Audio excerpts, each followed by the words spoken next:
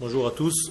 Nous allons Bezrat Hashem continuer notre cours de la semaine dernière concernant la Teshuvah. Et nous allons un tout petit peu répéter ce qu'on a dit au raccourci. Nous avons expliqué qu'il y avait, d'après le Rav Kook, 4 degrés de retour. Un retour au niveau individuel, où l'homme se contente de ce qu'il a pour remplir son vide. Donc il est avide de se remplir de la puissance de Dieu dans son monde individuel, privé. Deuxième degré, c'est un homme qui a pris conscience qu'il n'y a pas que lui. Donc il élargit sa vision, sa conscience, devient beaucoup plus profond, et il sait qu'autour de son individualité, il y a toute la nation d'Israël tout entière. Et donc il sort de ce cercle et il élargit en fait son cercle de compréhension. Troisième degré, nous sommes maintenant dans le troisième degré, et nous sommes dans la partie grâce en bas, écrit en gras, Veyesh asher od titrachev nafsho. Troisième degré de Teshuvah, c'est que l'homme élargit un petit peu plus son âme. Qu'est-ce que ça veut dire élargir son âme? Comment on peut élargir son âme? Qu'est-ce que ça veut dire l'élever? Dévoiler intérieurement, quand on fait par exemple des avérotes, on la cache, on met certains voiles, on va dire. Alors, On fait des mitzvot, on fait des bonnes actions, ça la dévoile. donc ça l'élargit, c'est ça qui élargit? Non, mais sa grandeur, moins elle est dévoilée, et plus la grandeur de l'âme, elle ressort. Moins elle est dévoilée, plus la grandeur de l'âme ressort. Voilà, donc on peut voir. C'est l'inverse. Ouais, moins elle est voilée. Ah, d'accord. Moins il est dévoilé, D'accord. moins elle est voilée, plus on voit la. Ça veut dire qu'il faut élargir en fait les capacités de l'homme de savoir qui il est à l'intérieur. Autrement dit, ces 4 degrés, pour l'instant nous sommes à 2, nous sommes en train de commencer le troisième. Comment est-ce qu'on est passé du premier degré au deuxième degré? Qu'est-ce qui s'est passé chez l'homme pour ne plus que la Teshuvah soit simplement un phénomène individuel chez lui, pour qu'il comprenne que sa conscience grandisse et qu'il comprenne qu'il y a quelque chose d'autre que sa petite personne? Qu'est-ce qui s'est passé? Eh bien, tout simplement, il a été chercher à l'intérieur de lui, il a trouvé à l'intérieur de lui un autre degré de son âme. Car son âme contient déjà, depuis le début, ces 4 degrés. Alors, la prise de conscience de ces degrés, c'est ce qui va faire en sorte d'agrandir, de vivre dans ce monde au niveau de l'âme qui est intérieure. J'explique avec d'autres termes. Nous avons 2 mondes, en fait. Nous avons notre monde intérieur, avec tout l'idéal divin à l'intérieur de ce monde-là. Dans ce monde intérieur, le monde de notre Neshama, il y a déjà tous les degrés auxquels nous devons arriver durant notre vie. Ce degré-là, intérieur, cette âme qui contient le tout, c'est une force existante malgré nous. On n'y peut rien. Elle est là. Elle nous a été donnée. Ce sont les règles de la création avec lesquelles nous avons été créés. Et nous ne pouvons rien. Nous n'avons pas le choix.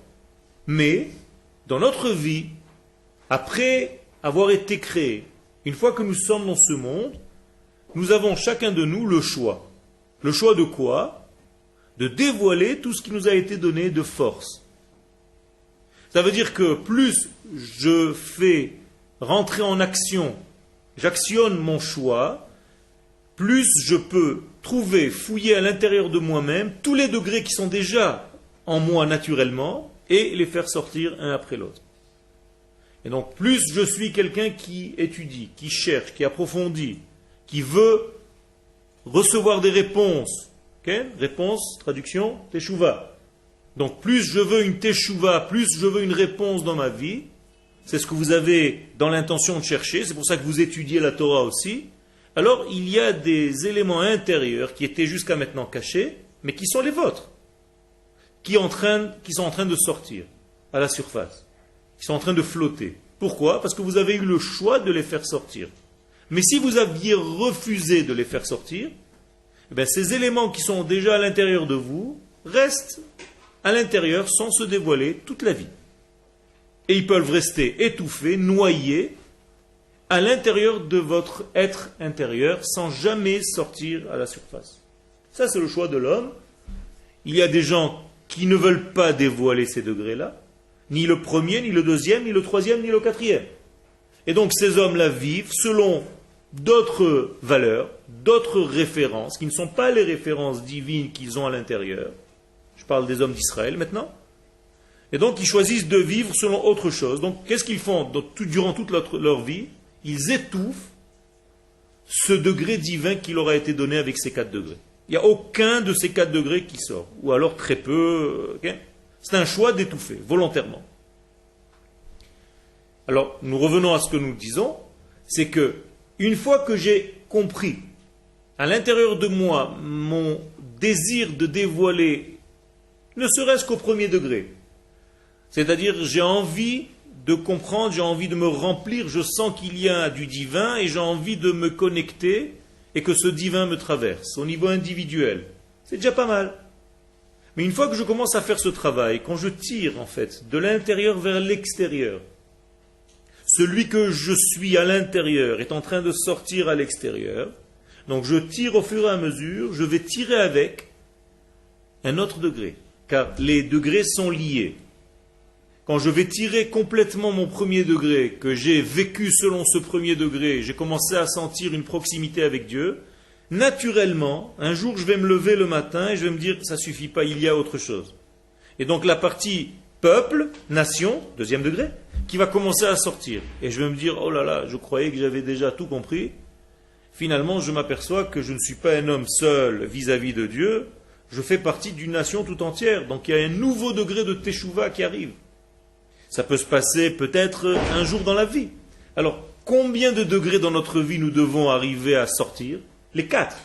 Mais chacun de nous, selon son choix et selon son travail et sa volonté, son désir et ses efforts, va faire sortir 1, 1,5, 1,5, 2, 2,5, 3 ou 4 de ces degrés. Vous comprenez? Personne de ceux qui sont assis ici vont sortir les mêmes degrés, car dans chaque degré, il y a de petites sous-degrés. Et donc chacun de nous, selon son choix et selon son effort dans la vie, vous allez dévoiler au fur et à mesure. Ça veut dire que vous êtes arrivé en première année ici au Machon Meir. Certains d'entre vous, peut-être, déjà, sont à la moitié ou au premier degré. Maintenant, vous commencez à comprendre le deuxième degré, le degré de la nation d'Israël. Vous êtes en train de changer de niveau de Torah. Votre Torah individuelle est en train de monter au degré de la Torah du peuple, tout entier. Vous comprenez que ce n'est plus aussi simple, aussi petit, ça commence à s'élargir. Mais certains d'entre vous vont se dire, ça me suffit, c'est déjà pas mal, c'est un grand degré, il ne va pas aller plus loin. Mais il y a plus loin. Et nous sommes donc dans ce plus loin, c'est le 3e degré. Il y en a qui vont élargir, qui vont encore aller chercher à l'intérieur, qui vont sortir encore une couche, beaucoup plus profonde, de leur âme, dans le degré de la Teshuvah. Ils vont dépasser même la frontière Israël. Je vous rappelle, au début c'était frontière individuelle, après il est allé à une Teshuvah plus grande, celle du peuple, et là il traverse la Teshuvah du peuple. Où est-ce qu'on peut aller plus loin?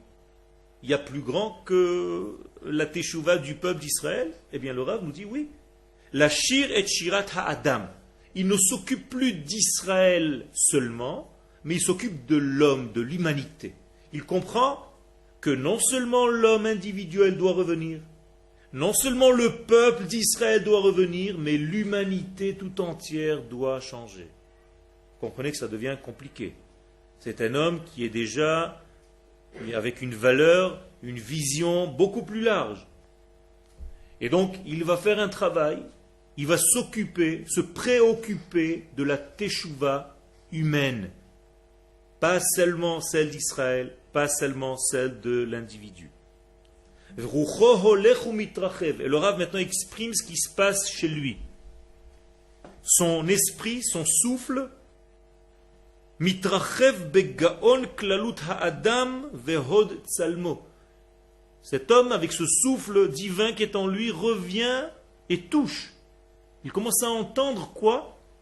le degré avec lequel Dieu a créé le premier homme. Adam Arishon, Adam. Il n'y a pas marqué encore Israël. Le premier homme, c'est-à-dire que cet homme qui fait tchouva maintenant à ce degré-là, c'est déjà un degré énorme. Il est en train de comprendre ce qui s'est passé lors de la création, lorsque Dieu a créé le premier homme, qu'est-ce qu'il voulait? À quoi voulait-il arriver en créant cet homme? Et donc il va s'occuper de la teshuva, de l'humanité tout entière, pour revenir à ce degré adami. Okay? De Adam Arishon. Shoef el te'udato haklalit. Donc ce qui actionne cet homme maintenant, c'est un moteur global de l'humanité tout entière. Il a changé de moteur. C'est plus un petit moteur de mobilette, ni un moteur d'une voiture, mais c'est déjà un moteur cosmique. C'est déjà un moteur qui est beaucoup plus, pas encore cosmique, mais humain. Et cet homme va faire en sorte, pour l'instant nous ne savons pas comment, mais nous sommes en train d'évaluer les degrés. Il va faire en sorte que toute l'humanité fasse teshuva. Que toute l'humanité comprenne sa racine, d'où elle vient, et vive selon ce degré-là. Travail énorme. Et de cette source de vie, donc il est à ce niveau-là, son étude va être à ce niveau-là. À chaque fois qu'il va ouvrir une feuille de Gemara, une page de Gemara, eh bien vous allez la comprendre dans un petit degré. Rabbi Yoshua a dit comme ça, Rabbi Eliezer a dit comme ça. Lui, tout de suite, il va monter, il va le voir dans les 3 degrés qu'il a déjà atteints. C'est-à-dire, il va comprendre le sens premier, ce qu'a dit Rabbi Eliezer, ce qu'a dit Rabbi Yoshua, mais il va le comprendre au niveau d'Israël, ce que ça veut dire au niveau du peuple, cette discussion entre Rabbi Eliezer et Rabbi Yoshua. Et il va le comprendre aussi au niveau de l'homme tout entier. Qu'est-ce que ça vient faire, cette discussion entre Rabbi Eliezer et Rabbi Yoshua, pour l'humanité tout entière? Ça existe. C'est comme ça qu'on étudie. Donc c'est quelqu'un qui est déjà visionnaire. C'est déjà quelqu'un qui a une force énorme. Kan mityaches Rav Zatzal. Ici le Rav Kook, on est en haut à gauche, s'occupe el tshuvata shel klalut haenoshut, de la teshuva de l'humanité tout entière. El zo shemityaches et el ha-adam, celle qui correspond à l'homme tout entier. El tselem ha-Elohim asher bo, dans le degré du divin qui a été en lui, qui a été mis en lui lorsqu'il a été créé, le premier homme. Betsalmo kidmuto, je vous rappelle, il a été créé à son image, à l'image divine. Donc c'est de ce degré-là qu'il est en train de s'occuper. Zoi tshuva universalit. Donc on est dans une teshuva universelle. Pas seulement une teshuva juive, Israël, et encore moins une petite teshuva privée de moi, de ma personne. C'est déjà une teshuva universelle. Ça existe? Oui. On va voir comment. Pour l'instant, encore une fois, nous sommes que dans l'énumération. Mais on va voir comment ça existe. Donc là, il est au-dessus des différences. Il est dans le global. Il est avant la différenciation. Avant que Adam devienne Israël et les nations du monde. Il est encore dans le tout. Et ça oblige une vision très élevée, donc profonde, et englobante, sur tout le genre humain dans son entité. C'est pas fini. Nous passons à la 4e phase de la tchouva. Là, vous vous dites, ça y est quoi, on ne peut plus faire mieux. On est monté jusqu'où on peut monter. Bien, le Rav rajoute encore une couche. Harav marchiv et agisha. Le Rav ici élargit sa vision. Et la tchouva ou motseba koma nosefet. Encore un étage. Veyesh asher. Encore en gras, ce sont les paroles du Rav. Veyesh asher od mize lemala berocha vitnase. Encore plus haut que ça se trouve encore un autre degré de la teshuva. 4e degré.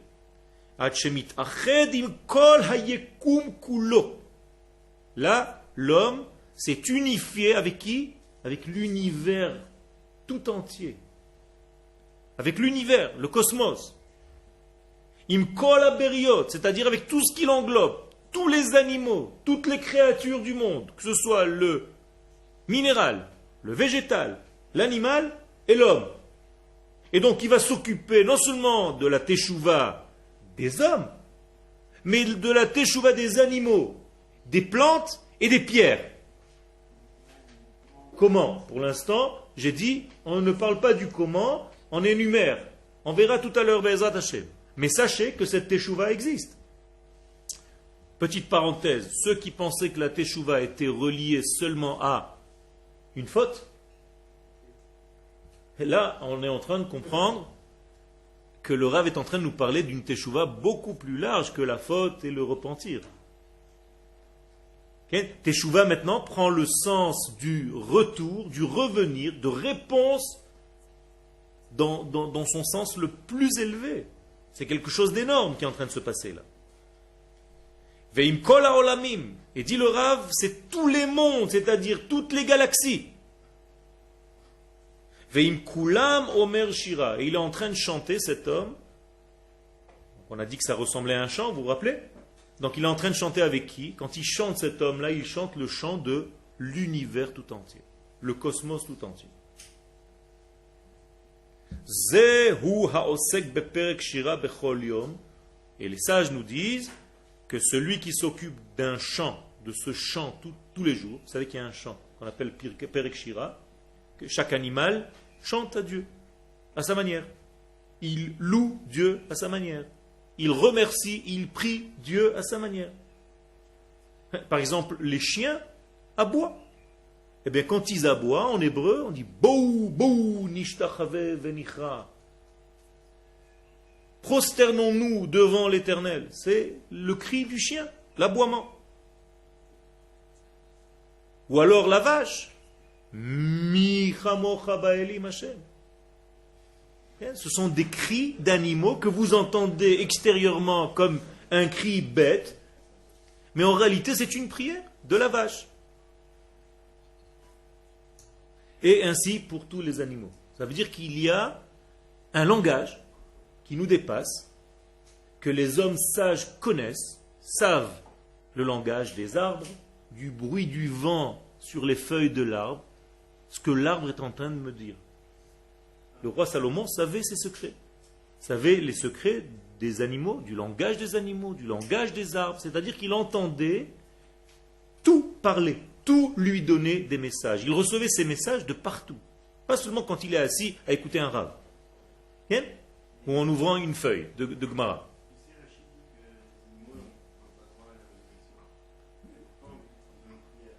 Ok. Parce que c'est pas leur système. Leur système, c'est pas pour ça. C'est pas parce que quelqu'un a une prière qu'il est là. Il vient pour montrer la grandeur de Dieu à son degré à lui. C'est pas pour autant qu'il doit avoir les mêmes références que l'homme. Il y avait une question là-bas? C'était avec tous les animaux Des animaux. Tous les animaux. Tous les animaux. C'est-à-dire, même les animaux qui ne sont pas cachés ont un langage. Sinon, pourquoi ils sont là? Qu'est-ce qu'ils viennent faire dans ce monde? Alors nous, les hommes, bouchés, avec notre petit système de cerveau qui n'est même pas développé à 3 ou à 4%, on a l'impression qu'on connaît déjà tout. L'homme qui est déjà limité, s'il arrivait à 100% de ses qualités d'homme et de développement de cerveau, il serait déjà énorme. Et encore, il reste au niveau de l'homme. Mais aujourd'hui, nous ne savons pas tout ça. Nous sommes très limités. Nous sommes bloqués par notre système des sens. C'est-à-dire, ce que je touche, c'est ce qui est vrai. Ce que je vois, c'est ce qui est beau.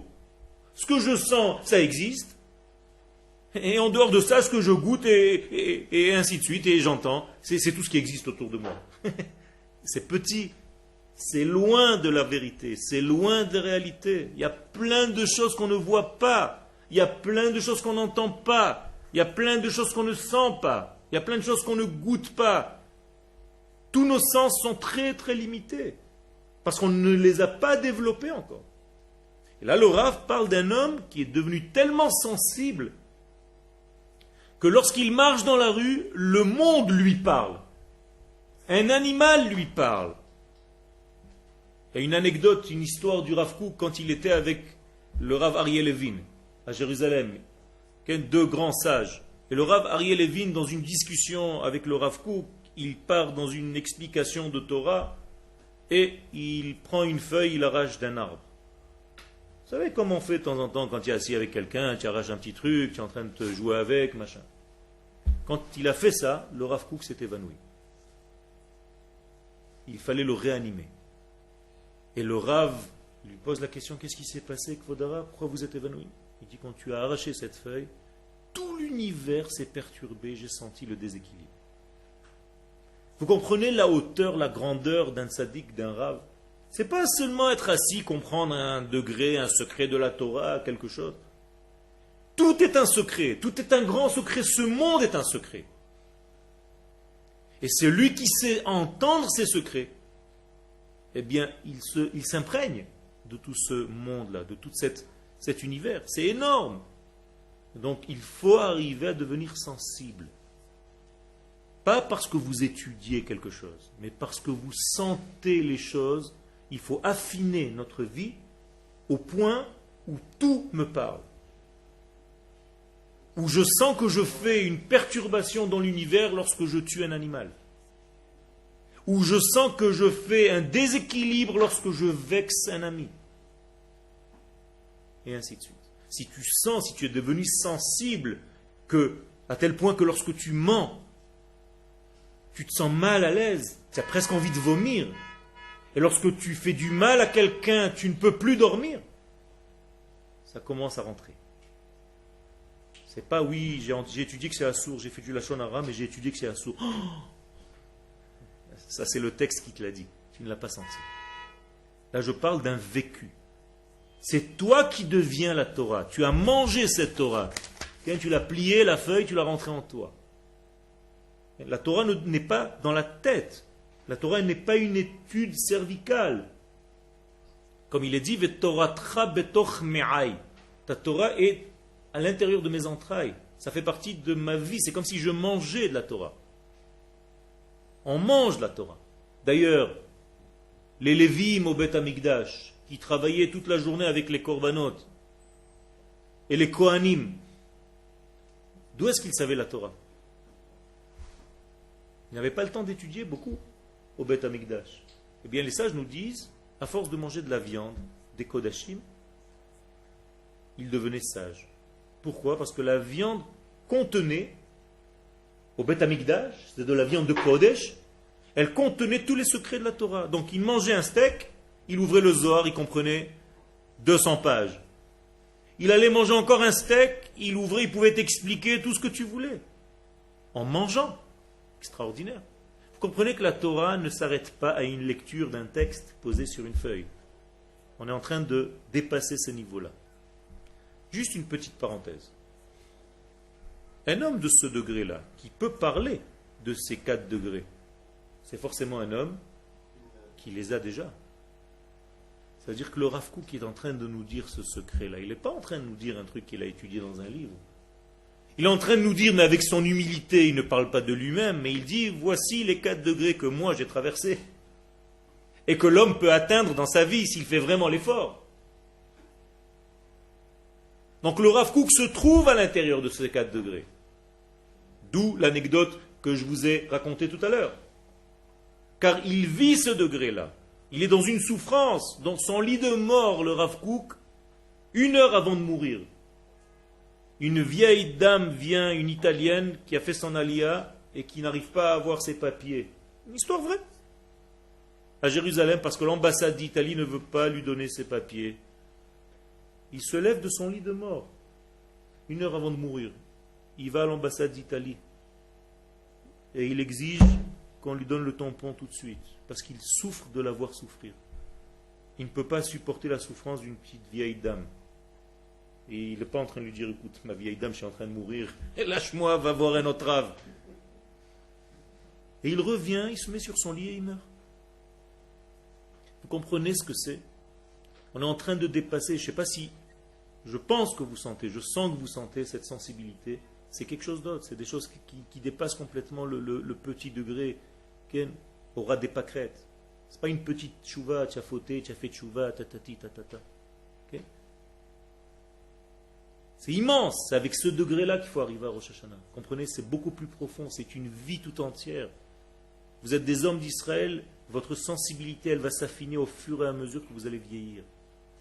Pour l'instant, vous ne comprenez pas les choses à 100%, moi non plus. Mais chaque jour où l'on vieillit, chaque jour on atteint cette sensibilité, on devient beaucoup plus sensible. Quand on a des enfants, on comprend ce que c'est le souci et la peur de les surveiller, de ne pas les perdre, ras v'shalom, qu'ils soient en bonne santé. Vous ne savez pas encore ce que c'est. Vous êtes encore des enfants qui n'ont pas d'enfants. Quand vous devenez père, ça change de niveau. Quand vous devenez maman, ça change de niveau. Et tous ces degrés, il faut comprendre, ce sont des secrets. Et vous devenez beaucoup plus sensible à votre peuple, à votre nation, à chaque soldat d'Israël. Et chaque information. Okay? Et en grandissant à l'univers tout entier. Muftach lo sheu ben ha'olam haba. Nous dit le Rav, celui qui sait entendre ces sons intérieurs du monde, il est garanti d'avoir son monde qui vient. Je n'ai pas traduit, vous avez remarqué le monde futur, car c'est une fausse traduction. Olam haba n'est pas un monde futur, c'est le monde qui vient. C'est au présent en hébreu. Olam haba, sheba, achav. Pas Olam sheyavo. Si c'était Olam sheyavo, on aurait traduit comme tout le monde traduit le monde futur. Grosse erreur. Olam haba, c'est le monde qui vient. Qu'est-ce que c'est le monde qui vient? Le monde de l'intérieur. Le monde de l'au-delà, mais à l'intérieur de ma réalité ici. Où est le Olam haba? À l'intérieur du Olam hazé, dans une couche intérieure. Et celui qui ne voit que le Olam hazé, que le monde superficiel, comme je vous ai dit tout à l'heure, ce que je touche, ce que je sens, ce que je vois, mais il est limité à tout ce monde-là. Mais lorsqu'il creuse un petit peu, il sent l'intérieur de ce degré-là. Donc c'est pour ça que le Rav dit que tous ceux qui arrivent à sentir la Teshuvah à ce niveau-là, ils ont déjà maintenant le droit au Olam haba. Pourquoi? Parce qu'ils sont dedans, ils le vivent. Ils vivent ce monde intérieur. Ils entendent les dialogues de ce monde intérieur, de tout ce qui se passe autour. Okay. Vous avez parlé du Rav Kook, vous avez dit qu'il arrivait à sentir des choses qui concernaient la création. L'univers tout entier. Je n'arrive pas en fait à faire le rapprochement avec la tchouva et le fait de ressentir ça. Parce que pour l'instant, tu associes la teshuva à quelque chose de précis. Alors, avant de moi dire ce que je pense que tu penses, dis-moi toi ce que tu penses être la teshuva. Qu'est-ce que c'est la teshuva pour toi? La tchouva, c'est d'après ce que vous avez dit. Non, pas d'après ce que j'ai dit, ce que toi tu penses. Ce que je pense, moi, c'est le fait de revenir vers Hachem. De revenir vers Hachem. Sous-entendu, tu sais où il est. Sous-entendu, moi je reviens, lui il revient, mais il y a un certain rapprochement. D'accord. Mais c'est très important. Ça veut dire revenir vers Hachem, c'est en réalité ramener Hachem dans ma vie. Au niveau conscient. D'accord? Ça veut dire que Hachem est partout. Il est là. Mais il naît, comme dit le rabbi de Kotsk, où est Hachem? Là où on lui ouvre la porte. Ça veut dire si tu as fermé la porte, il ne vient pas t'embrouiller. Même s'il est là, il n'apparaît pas. Il va se cacher. Parce que c'est toi qui fermes. Mais lorsque tu ouvres, tu sens, tu vois. D'après ce que tu viens de dire, tu peux facilement comprendre que la Teshuvah, c'est connecté avec Dieu. Mais connecté avec Dieu, c'est quel niveau? C'est un niveau individuel, étudier la Torah et faire les mitzvot seulement? Ou est-ce que tu peux comprendre que c'est comprendre ce que représente la nation d'Israël que Dieu lui-même a créée? Et comprendre un petit peu plus haut que c'est toute l'humanité que Dieu lui-même a créée? Et c'est encore plus haut de comprendre tout l'univers qu'il a créé, pourquoi il y a une étoile qui est à 80 milliards de kilomètres d'ici. D'accord, mais alors dans ce cas, je veux bien comprendre le troisième niveau, c'est-à-dire toute l'humanité. D'accord. Faire en sorte, ou du moins essayer Que les choses reviennent. Que le bon Dieu se rapproche plus de toute l'humanité. Mais tu ne comprends pas au niveau Je comprends pas minéral. Comment c'est faisable en fait. D'accord. Alors, comment c'est faisable? Tout simplement en ramenant le monde à son éthique première, à sa morale première. Donc là, tu m'as forcé à rentrer dans la réponse, c'est bien, parce qu'on a déjà traversé les 4 degrés, en tout cas juste dans la lecture. Alors je vais te répondre.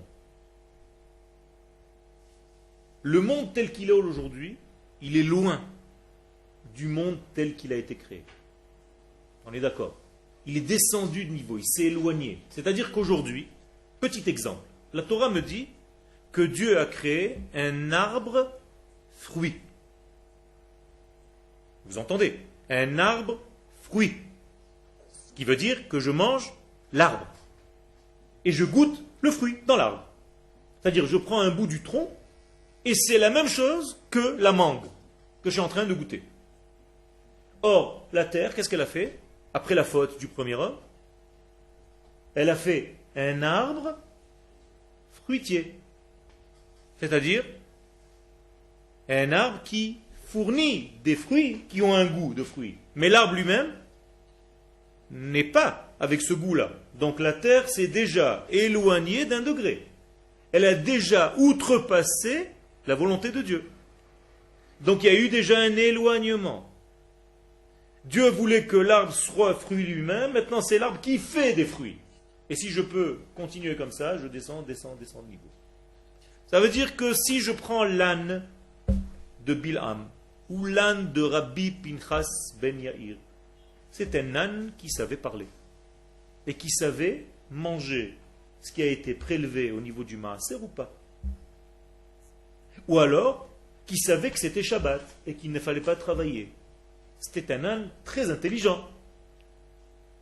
Même l'âne d'aujourd'hui est devenu un âne. Il a perdu son niveau de conscience. Ça veut dire que toute l'humanité, lorsqu'elle est tombée, elle a fait chuter avec elle, en fait, tout le monde. Même le monde minéral, même le monde végétal, même le monde animal, et bien entendu le monde humain. Et donc c'est pour ça que quand je parle d'une teshuva telle que celle-ci, c'est une teshuva qui ramène, qui aspire à ramener en fait tout l'univers vers son origine, vers comme il était dans la volonté divine avant que ça s'éloigne. On est obligé de passer par le troisième niveau. Nachon. Okay? C'est pour ça que c'est graduel. Tu touches le premier niveau qui est ta personne individuelle, deuxième niveau c'est ton peuple Israël, troisième niveau c'est l'humanité, quatrième niveau c'est l'univers. C'est fini? Non, il y a encore un niveau. Cinquième niveau. On va voir tout à l'heure. Ok? Il y a une question. En fait, alors, le monde il est passé du niveau spirituel au matériel, de Adam Arishon. Ça c'est la création déjà. La création, c'est de créer un monde où Dieu lui-même a décidé de révéler. Okay? Est-ce que Dieu est spirituel? Non. Non. Pourquoi tu le définis? Dans le domaine de la spiritualité. Non, pas du tout. Pourquoi tu le contendes là-bas? Tu le limites? Dieu, c'est impossible de le définir. Il est tout, il est partout, c'est toute la vie tout entière. Il n'est pas seulement cantonné à la spiritualité, à la synagogue, il n'est pas enfermé dans une armoire.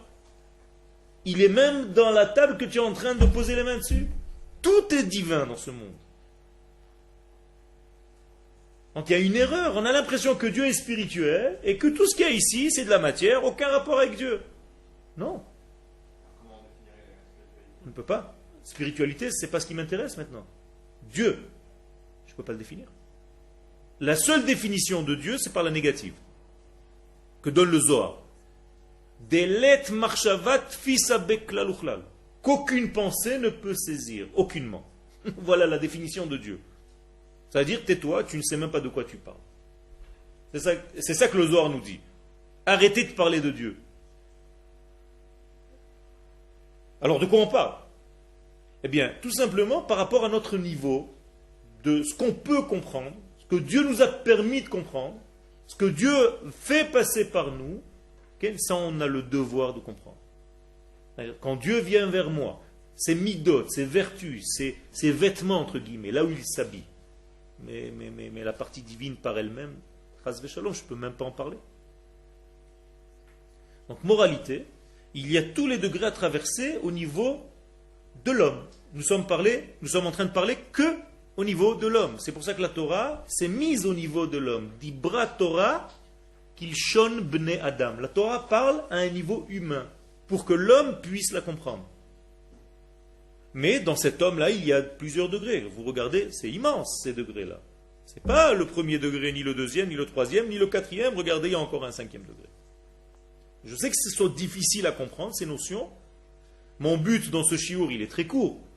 C'est de vous donner déjà l'ouverture, que vous sortiez en vous disant « Je croyais que j'ai compris un petit peu ce que c'est la tchouva, mais il reste beaucoup de choses encore. » C'est énorme. Okay. Ça, c'est une ouverture de fenêtre. C'est optimiste. C'est optimiste, pas pour vous casser le moral, au contraire, pour vous dire c'est énorme. Ce que Dieu nous donne, c'est un cadeau qu'on ne peut même pas... On n'a même pas la valeur de ce cadeau, on ne comprend pas. Et tout ça, c'est dans notre Torah. Donc nous avons du boulot, donc nous avons à chercher, donc nous avons à trouver, donc nous avons à nous efforcer. Et selon l'effort de chacun, vous allez avoir ces degrés qui vont se dévoiler à vous petit à petit. Et je prie pour que vous soyez un jour de grands kabbalistes qui savent sentir, ressentir et vivre tous ces degrés-là. Beshlavze, mitrachevet hayiriah. Donc nous sommes maintenant dans le degré où ça s'est tellement élargi, okay, la notion de Teshuvah, où mishtava el gvulot hayekum kulo, à tel point que nous sommes maintenant aux frontières de quoi? De l'univers. Qui même elles ne sont pas connues par l'homme aujourd'hui. Harav mityaches el hapan hakosmi shel hatshuva. Ici le Rav Kook est en train de parler de quoi? De la valeur cosmique de la tchouva. Le cosmos qui fait tchouva. Ze shemeshader et hashira haklal olamit hagdola. Là aussi il y a un chant.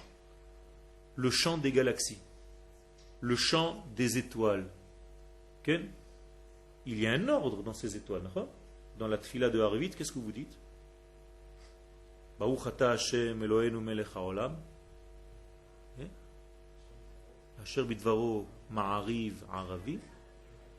Bechokhma poteach she'arim. Il ouvre les portes, il fait noircir le ciel. Mesader et hakochavim barakia kirtsono. Il place les étoiles dans le ciel. Il y a tout un jeu là, c'est extraordinaire. Tu comprends ce jeu-là? Mais ça, c'est la tchouva cosmique. Chaque étoile, ce qu'elle vient dire, chaque mois, chaque galaxie, quelle planète domine aujourd'hui le monde dans lequel nous sommes, l'univers dans lequel nous sommes, le millénaire dans lequel nous sommes, le mois dans lequel nous sommes, le jour dans lequel nous sommes, l'heure dans laquelle nous sommes. Comment ça existe? C'est de chez nous que ça commence. Les autres, ils ont pompé ça, ils ont réduit à un truc miniature. L'astrologie, ça vient de chez nous. Avraham Avinu, c'est le premier astrologue de la planète. Il a écrit un livre qui s'appelle Sefer Yetzira. L'astrologie, c'est complètement Israël.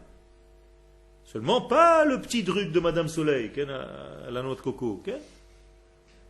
Le véritable degré, c'est-à-dire une astrologie kabbalistique, avec toutes les planètes, toutes les forces. C'est marqué dans la Gemara. Ouvre la Gemara de Shabbat à la page 75.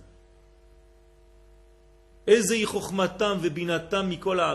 est la sagesse d'Israël parmi les peuples? Zoi, Chishuv, Tkufot ou Mazalot, ceux qui savent connaître toutes les galaxies et qui savent les Mazalot, chaque Mazal, chaque domination. Il y a des livres entiers de Kabbalah qui s'occupent de chaque planète, chaque jour.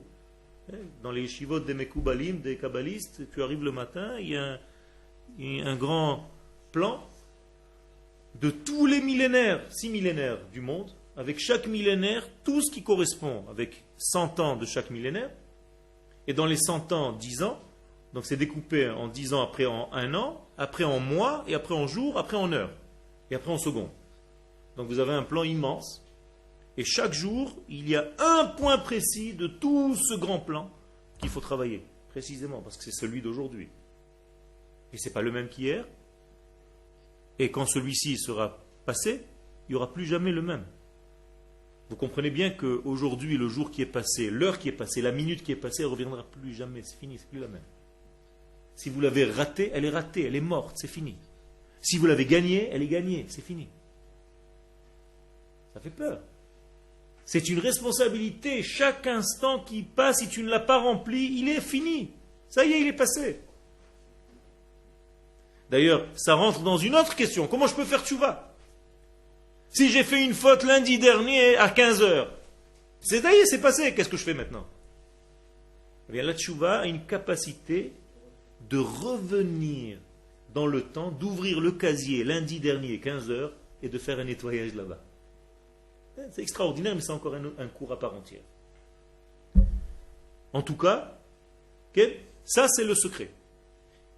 Shira klal olamit, il y a un chant, le chant du cosmos tout entier. Et si on pensait que c'est fini, quoi, on ne peut pas monter plus haut, ça suffit, quoi. Au niveau de la tchouva. Mais le Rav vient et continue. Veyesh, asher ola im kol ashirim halalu beyachad beaguda achat. Dit le Rav, la teshuva la plus grande, c'est celle qui va monter et englober tous les chants entiers ensemble. Kulam notnim et kolotehem. Et l'homme entend simultanément les bruits, les sons, les discussions, les paroles, les messages émis par tous les degrés qu'on vient de citer jusqu'à maintenant. Imaginez-vous l'information que ce type il a dans la tête à chaque instant. Ça veut dire, il est en train de savoir ce qui se passe chez la petite fourmi, comme chez son âme intérieure, comme dans l'Assemblée d'Israël, comme dans la planète Mars, comme chez un type qui se trouve à Tahiti. Maintenant, il est en train de te parler, il te dit, oh là là, c'est dommage. De quoi tu parles? Il vient de se passer un truc là-bas, de l'autre côté. Extraordinaire, c'est inimaginable qu'un homme puisse arriver à un degré pareil.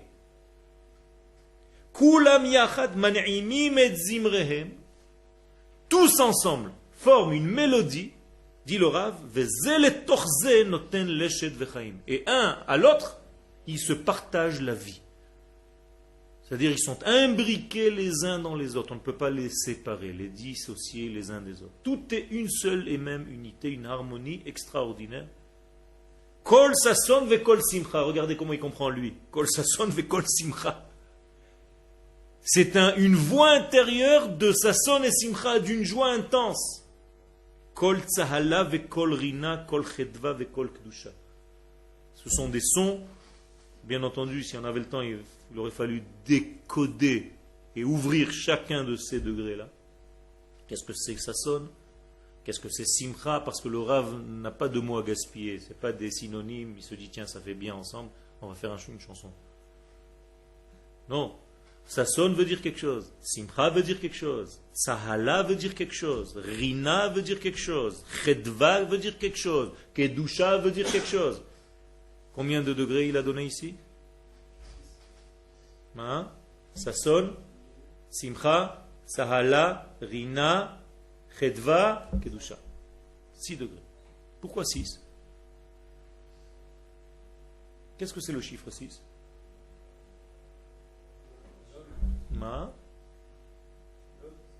C'est toutes les possibilités de l'homme et de l'espace. Combien de directions il y a dans l'espace? 6 directions. C'est un cube. Okay? Le nord, le sud, l'est, l'ouest, le haut et le bas. Okay? C'est le loulav de Sukkot. 6 directions. Ça veut dire que l'homme est placé sous ces 6 directions. Il faut qu'il décode ces 6 degrés-là. Donc le Rav ici, par allusion bien entendu, le Rav Kook est un très grand kabbaliste, okay? qui touche des sommets immenses et qui arrive à dire les choses avec une poésie. Donc celui qui ne comprend pas, il se dit, bon, sympathique, il a donné quelques références. On peut rajouter peut-être Khatan Bekala. Okay? Donc il faut bien qu'on comprenne qu'on vient de traverser ici 5 degrés. Ces 5 degrés, je n'ai pas de tableau ici, mais ce sont les 5 degrés que je vais vous écrire ici, en gros.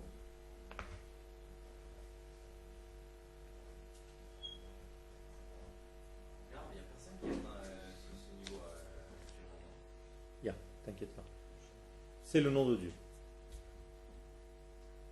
Alors vous allez me dire, mais il y a 4. Eh bien, il y a un degré qui englobe le tout et il est à la pointe du Yud ici. Ce qu'on appelle Kotso chez le Yud, la pointe du Yud. Avant qu'on commence à écrire le Yud, on a juste posé le stylo. Ça englobe tous les 4 lettres. Et donc, il y a la pointe du Yud, c'est le plus élevé. il y a le Yud premier degré, He deuxième degré, Vav troisième degré, He quatrième degré, donc le cinquième. Maintenant, d'après notre rythme à nous, par où nous avons commencé? Par ici, par le bas. Ça c'est le plus bas. Donc ça c'est la teshuva individuelle. Ça c'est la teshuva qui relie au peuple d'Israël. Ça c'est la teshuva qui se relie à l'humanité. Ça c'est la teshuva qui se relie au cosmique. Et ça c'est la teshuva qui englobe le tout. Comment vous traduisez ce nom? Hein? Oui, mais qu'est-ce que ça veut dire? Tétragramme, ça c'est des mots, ça fait presque peur. Exactement, c'est le nom de l'être. Tout simplement, on l'appelle en hébreu Shem Havaya, le nom de l'existence. Je traduis, vous ouvrez le dictionnaire, Havaya égale existence. C'est le nom de l'existence. Dieu n'a pas de nom. On ne peut pas donner des noms à Dieu. Alors, on voit bien ce nom-là, alors pourquoi? Mais tout simplement parce que c'est par ce nom qui vient à nous, ou par d'autres noms. Mais ce n'est pas son nom à lui. Ce sont comme des vêtements pour son infinité que je ne comprends pas. D'accord? Donc, la vie, le donneur de vie, le voilà. Donc, toute la vie tout entière, c'est ce nom-là, le nom de l'être. Donc, toute la vie est là. Et donc, je dois revenir en Teshuvah en réalité, me dit le Rav Kook, à tous les degrés de la vie. Pour compléter ce nom-là, parce que je veux que ce nom un jour se complète. Bayomahu, Yeh Hashem Echad, ou Shmo Echad. Je veux qu'un jour tout ce nom soit un. Alors qu'est-ce que je dois faire? Eh bien, je dois traverser tous ces degrés pour compléter ces 4 lettres, ces 5 degrés. Toda Rabba.